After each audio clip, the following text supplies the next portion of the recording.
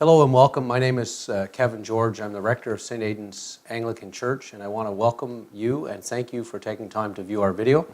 I'm pleased to be here today with Joe Corcoran. Joe is a parishioner of ours at St. Aidan's, and so I'm glad to have Joe with us. Joe, as I said, has been a parishioner here now for quite some time. Joe stutters, and he likes for me to tell people that before we start having any sort of a presentation because it takes the pressure off. And we're glad to have Joe. Joe, perhaps you could take a few moments and introduce yourself to those who are watching. I was born in the Bronx 78 years ago. I'm a retired professor at the University of Western Ontario.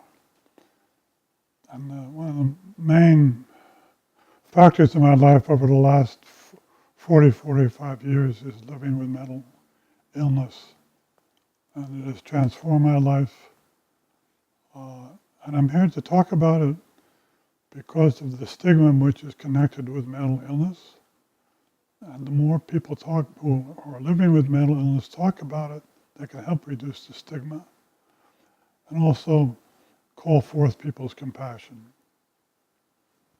So Joe, one of the great pleasures for me in coming to St. Aidan's just over 3 years ago now was getting to know you and really, quite frankly, getting to know your story because you were so forthright and frank about your own illness and how much it's affected your life. I just wonder if you could recount for me now and share some of your own story of mental illness and when you began to experience that pain in your life and how long you've lived with it and what it's meant for you. Well, the mental illness which I live with is bipolar disorder, which means in addition to depression, I go very high. It probably started when I was 20 years old, but I didn't realize it at the time.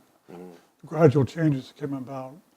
But in 1977, when I was 40 years old, I was overcome by a massive depression. Everything turned gray. I was terrified. I didn't think I had the energy to continue to live. And I barely made it through that next 9 months. And I thought that I would never be able to do that again or to endure that again. Unfortunately, in the last 35 years, I've experienced a major depression in each of those years with a few exceptions. So it's been a very long time. And I have periods when I feel very well. Perhaps you could share a bit about the pain and the fact that sometimes people didn't understand or see your pain.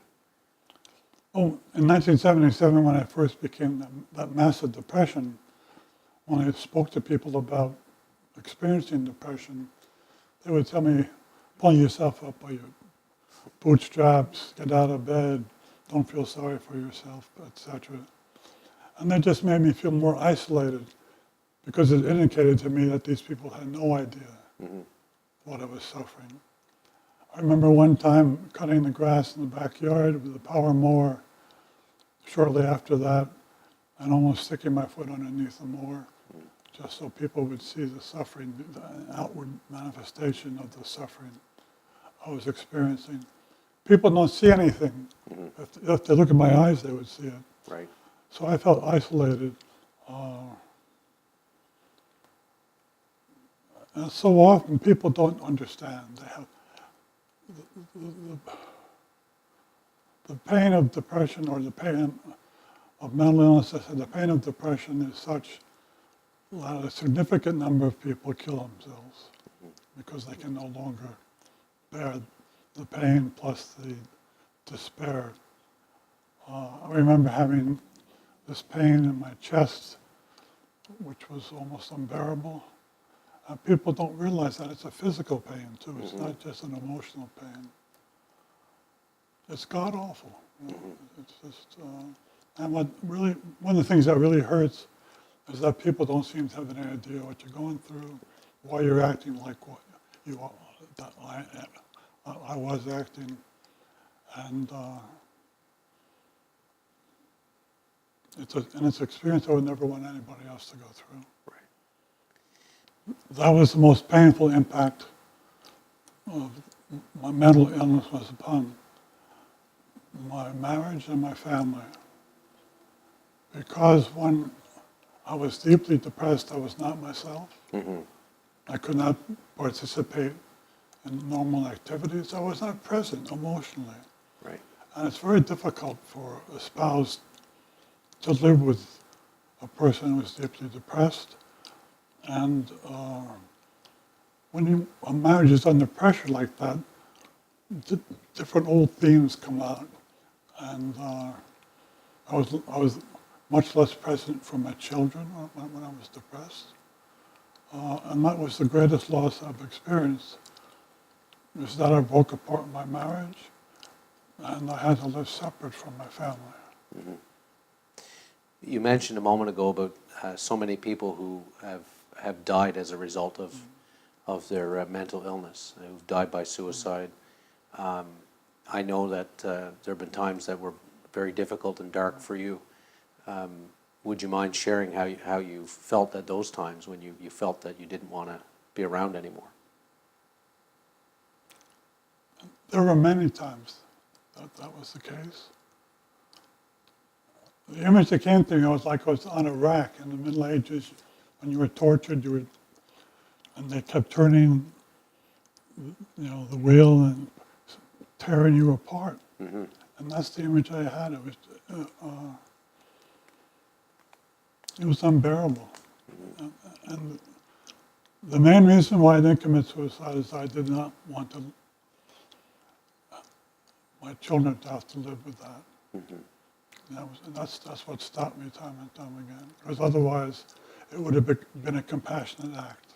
Right. From my point of view. Right. But there's that image or that memory or that realization of your family and the impact that it would have was holding on to you. My children would never live that down. Right. It would impact them for the rest of their lives. Yeah. One of the stories that I've heard you share publicly that is very powerful was about one of your visits to the hospital and how you were feeling in incredible pain and how you didn't know how you were going to get any comfort from that, and it came from perhaps a very unexpected place. I was in the hospital and it was the worst depression I've ever experienced. And the meds that worked the year before weren't working. Nothing seemed to be working. I had hardly enough energy to stay alive. I mean, it's hard to believe that. Before I came in the hospital, I was with some friends before Christmas drinking wine, and you know how much I like that. You like it well, yeah. And I couldn't concentrate. I didn't have the energy to do that, so I went up to bed. That's the exhaustion. One day, a Saturday in the hospital in January of 1978, I woke up in the midst of the worst pain I've ever experienced. I rang for the nurse came in, and I said, I need a shot to put me out, so I could just pass out because I can't bear this pain. Mm-hmm. And she said, I'm sorry, there were no psychiatrists on call, it's a Saturday. I said, give me a pill. And she said, I'm sorry, I can't. So she sat down beside my bed and she held my hand. And I wept and I wept and I wept. And I did not think I would be able to stop, ever. And she sat there, she didn't say a word, she just held my hand. And I felt like I was being taken out to sea, And gradually, I felt like I was coming back, and the pain subsided. And that's the power of presence of another caring human being. Mm-hmm. I had never been in that pain before, that strong pain. Right. And a woman who's basically a stranger to me held my hand and saved my life. Mm-hmm. Powerful witness. I recently heard you speak to a clergy group that I belong to about sort of destigmatizing and removing some of the fear that people may have of offering care to people with mental illness. perhaps you could share with us a little bit about what you would say to broader clergy groups or broader caring groups, pastoral care, parish nurses, those who seek to do stuff to help those who are struggling and who are ill. The first thing is to show up. Yeah. I was mentally ill for 20 years, a Roman Catholic, and not one priest ever came to visit me in the hospital or at home or brought me communion. It's hard to believe. Mm-hmm. So the first thing is to come. Your presence is so important. And to remember the Holy Spirit is with you when you come. And you don't have to say a lot, you know. Just the fact that someone came to visit me, their presence is so important, you know. In the Catholic Church, they used to talk about the real presence, you know, the sacraments. Well, for me, the real presence is a person who's with me, who's by my side. And that is the presence of God in my life. That woman was the real presence that day. She was a real presence, yeah. And sometimes people don't know what to do when they're dealing with someone who's depressed, etc. First of all, don't say everything is going to be all right, or don't sugarcoat it, because the person is in a great deal of pain and might be despairing. And as soon as you say that, it shows to the person, the ill person, that you have no idea of what they're going through. Be present. Don't be looking at the pictures on the wall. Put away your iPhone. Turn it off. Maybe hold the person's hand. Pray with them, if you have the community to bring that to them. But so much... One of the great gifts we have as human beings is that our presence can console and comfort another person who's suffering. Whatever our degree or lack of degree, it's our presence, and it's the Spirit, it's God within us. And too often we go about doing so many other things and trying to, that's it, you know? Yeah. So come and be with us, and if you're a little bit uncomfortable, that's all right, you know? Right. If you don't understand this, that's all right, because we don't understand it either. You know? Yeah, true enough. And when you think about the example that you gave of the woman who sat with you and held your hand, she didn't have any particular, she didn't need to be trained for that. She didn't need to have all the answers. She didn't need to have any particular skill set. She needed to have the courage to be with you. Yeah. You need to be a human being who is compassionate. And access that humanity. Yeah. Yeah. That's a powerful witness. You talked about just now. And too often clergy hide behind their... Yeah. All their There's the stuff. yeah. Would you mind sharing with us a little bit about St. Aidan's and why it's important to you? And particularly even in this last little while in terms of the work that the parish has been doing and where we're headed in terms of working to try and do more. When I first came to St. Aidan's, because of my experience of not being visited by a Catholic priest, I immediately went up to the priest who was a rector at the time and told him my story. And I said, I will need your help. I need to be able to call on you. And that priest was a wonderful companion. He still is. You know, he's this marvelous companion. There's something so powerful when another person is there for you, whether it's sitting across from you or praying for you or sends you an email. But time and time again, I would call Todd or email him, etc., and said, I need your prayers, I'm in danger, etc., because I can't do that myself. I cannot survive on my own. So Todd was there, and then he invited me to talk about my experience of mental illness. So on 2 or 3 occasions I did. And as a result of that, people, their compassion towards me was extraordinary because they knew my story, you know. So they asked me, how do you feel? And I could tell them I feel like hell, you know. Right. And therefore, St. Aidan's became a home for me, you know. I look forward to every Sunday to be there together. to worship God and to be together as a community. And then you came, and the same thing in a different way. You're a different person. But again, I knew that if I was in danger, and I'm not just talking about a bump on my knee, like killing myself, Right. you would be there for me. I would. And that's, there's nothing else in the world like that. You know? Nothing. Yeah. And we could pray together, and we share the same, story of God's love and Scripture. And we could drink beer together and laugh together. That we can. All those things. But Yeah. they comforted me so much that it's indescribable, and it's a gift beyond telling. So, as a result, I have advocated for people with mental illness at St. Aidan's because the church needs to do more. It's a scandal that they have ignored us to the degree they have. And then last year, in May, we had a special service to gather people for a blessing or healing prayers for the people with mental illness. It was a start, and we will do it again this May. So people who are stigmatized and filled with shame can experience the embrace of another human being, the embrace of God. And that will make such a difference. Do you think that that sort of openness and courage to be able to speak openly about mental illness can change the face of parishes? Yes.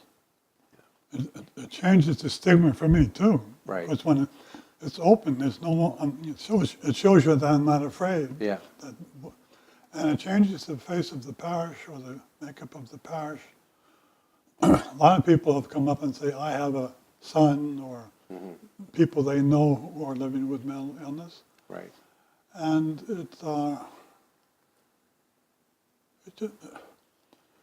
Jesus reached out to the outcasts in life.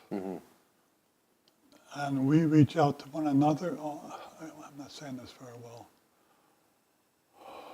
It definitely has changed the attitude of the community towards mental illness, because now they're not afraid to talk about it with me. This parish has benefited greatly because of your openness and your honesty and your willingness to share your story. Because I think it has set you free, but I believe it's also set people free to be able to be open and honest about mental illness in general. And as you say, for others who have people in their lives who are living with mental illness, to speak up and to even seek out you for advice. I've seen that happen. And the more open we are about it, the more we can care for one another. It's hard to care for someone when you don't know they're in pain. you don't know, that's exactly true.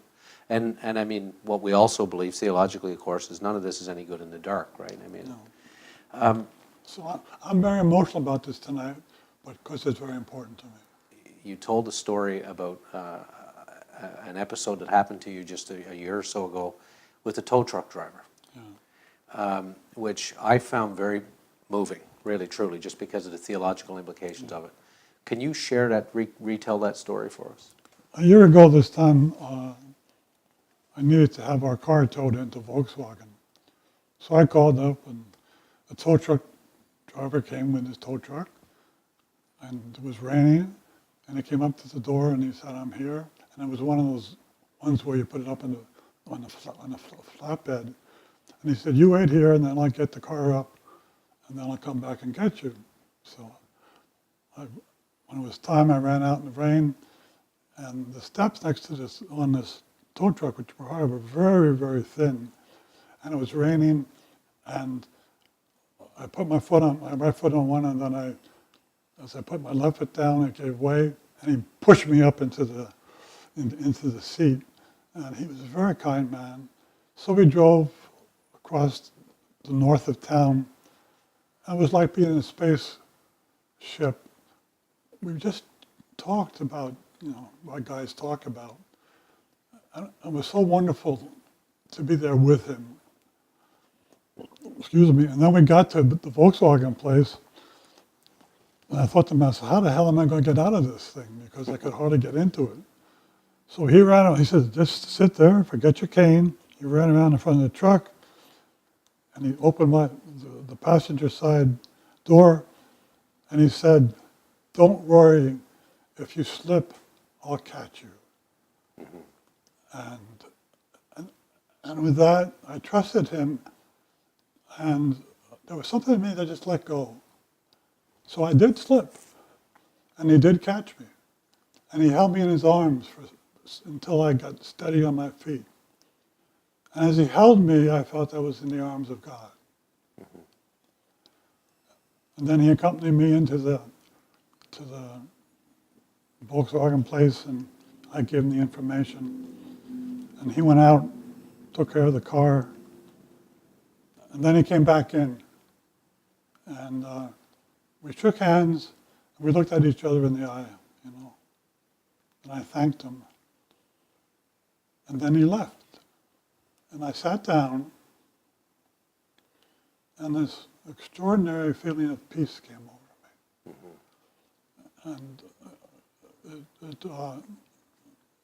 again, it's hard to describe.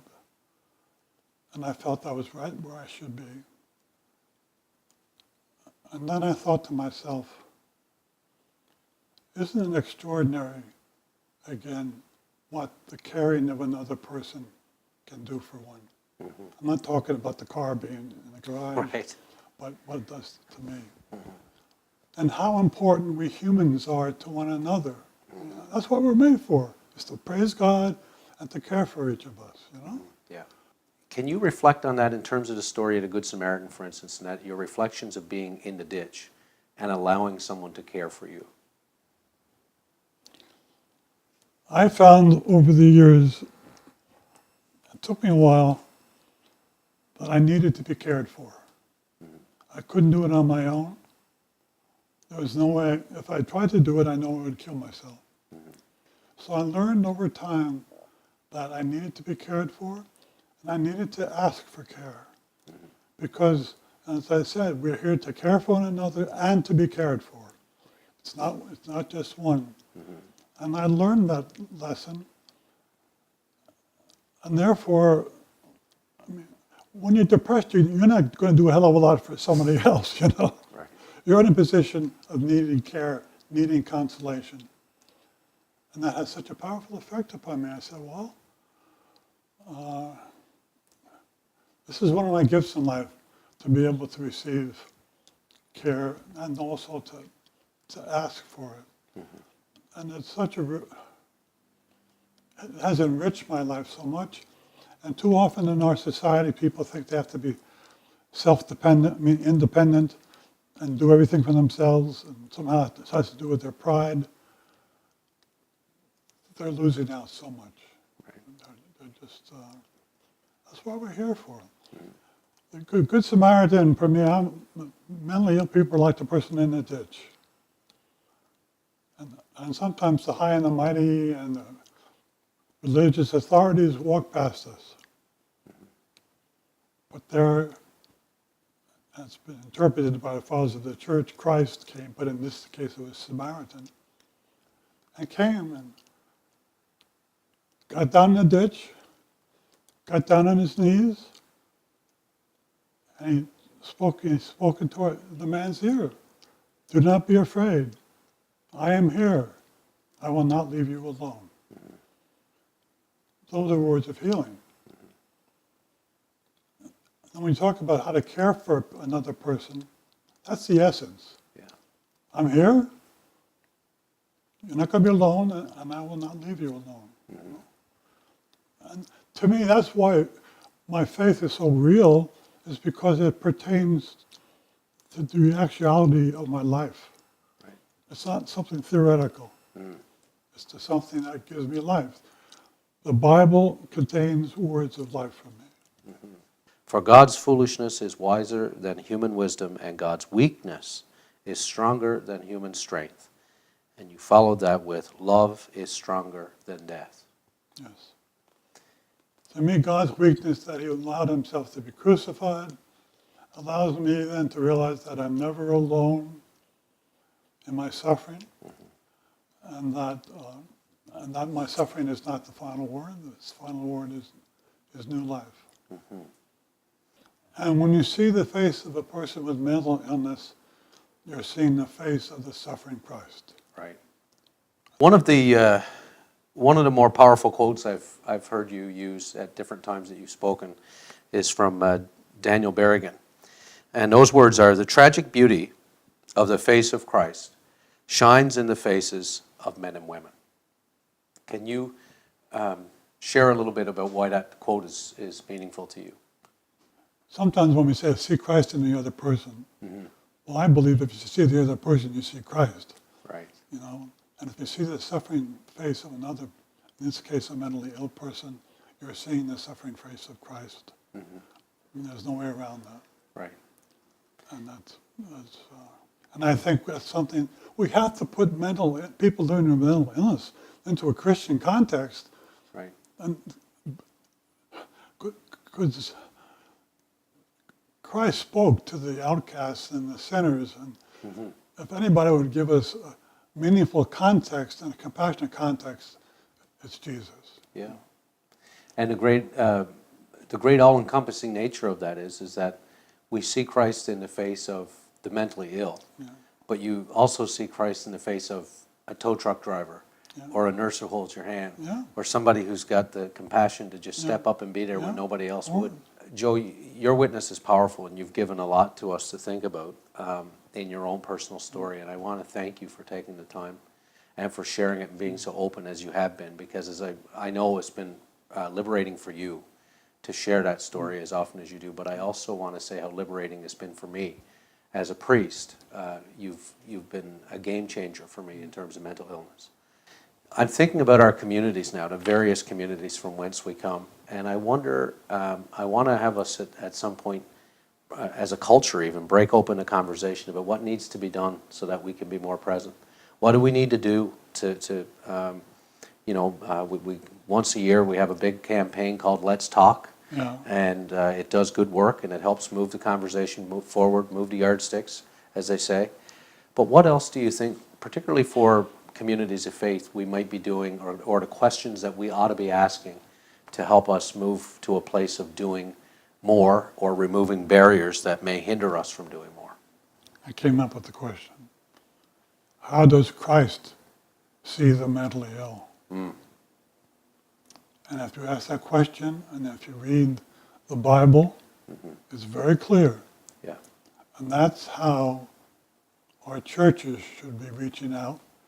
And as I said, Christ said, as long as you did not do it to me, to the least of my brothers and sisters, you have not done it to me. Right. So how does Christ look at these people who are outcasts and strangers and do unusual things? He always ran towards the outcast. Right. So There's no question that God favors the vulnerable and the weak. Oh, for sure. Right? He became vulnerable on the cross. That's the vulnerable person. Yeah. And it's interesting to me that in that parable in Matthew 25, people often focus on the first part, which is, as much as you do it to the least of these, you've done it to me. But they often forget about the other portion of that parable, which is, if you have not done it to the least of these. And this is where, to my mind, the church has failed in many ways. And therefore, to keep that in mind, this is not something, it's of utmost importance. Yeah, it is absolutely important. Joe, the tragic beauty of the face of Christ shines in the faces of men and women. And I've been fortunate to see the tragic beauty of Jesus in your face. And it's been a gift. And I know that for those who view this video, it's a gift that you've given in sharing your story as open and honestly as you have. God bless you for doing that, and thank you for taking the time. You're welcome.